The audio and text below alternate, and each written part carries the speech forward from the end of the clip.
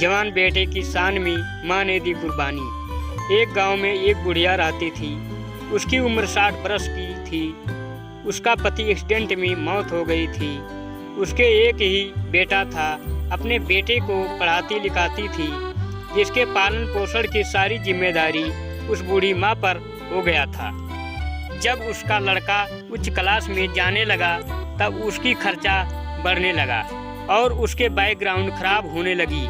वह अपने बेटे को पढ़ा लिखा कर एक बहुत बड़ा आदमी बनाना चाहती थी। इसलिए उसने वह दिन रात मेहनत करती ताकि बेटे की स्कूल की फीस दे सके। वो इतना गरीब हो गई कि अपने लिए नए कपड़े की मोहताज थी। फटे कपड़े, बिखरे हुए बाल, पागल जैसी स्थिति हो गई। लड़के के स्कूल के बच्चे उसकी माँ के बारे में जानते थे। वह सब उसे पगली का बेटा कहकर चिढ़ाते थे।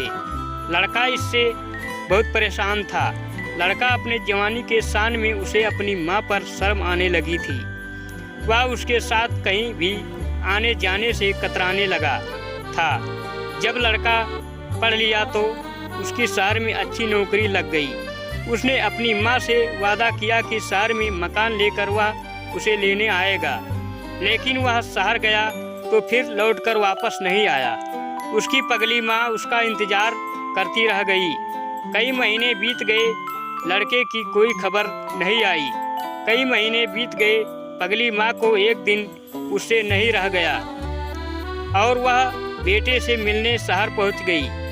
पूछते पूछते वह बेटे के ऑफिस पहुँची। वहाँ सिक्योरिटी गार्ड ने उसे रोक दिया।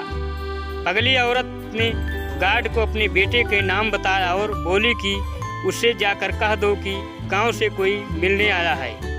गार्ड ने जाकर उसके बेटे को बताया। बेटे ने ऑफिस की खिड़की से देखा तो उसे अपनी माँ गेट के बाहर खड़ी नजर आई। वह ऑफिस में सबके सामने अपनी माँ की वजह से शर्मिंदा नहीं होना चाहता था। उसने कहला दिया कि वह ऑफिस में नहीं है। लड़का अपने नौकरी के अहंकार में गरीब माँ को पहचानने में इनकार कर दिया। बूढ़ी माँ वहाँ से चली गई।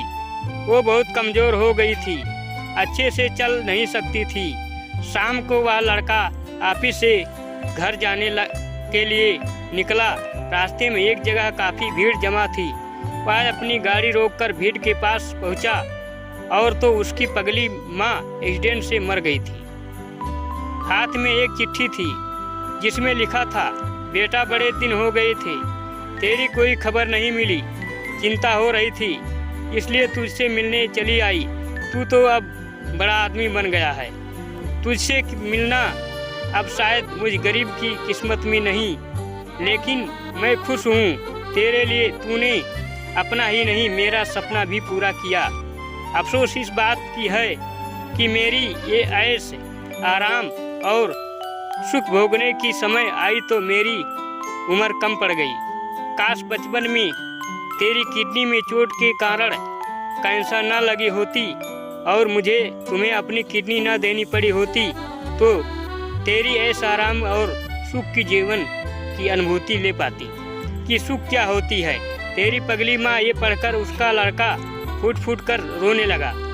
जिस पगली माँ पर उसे शर्म आती थी, उसने उसके लिए कितना बड़ा बलिदान किया था। वह आत्मग्लानि से भर उठा और जिंदगी भर खुद को माफ नहीं कर पाया। दोस्तों, इस कहानी से सीख मिलती है कि अपने शान शौकत और शोहरत पाकर भी छोटे बड़े को हमेशा सम्मान करना चाहिए। आपको हमारी कहानी कैसी लगी हमें कमेंट करके ज़रूर बताएं। अगर ये कहानी पसंद आई हो तो वीडियो को लाइक करें। चैनल पर नए हैं तो सब्सक्राइब करना ना भूलें। Thank you for watching.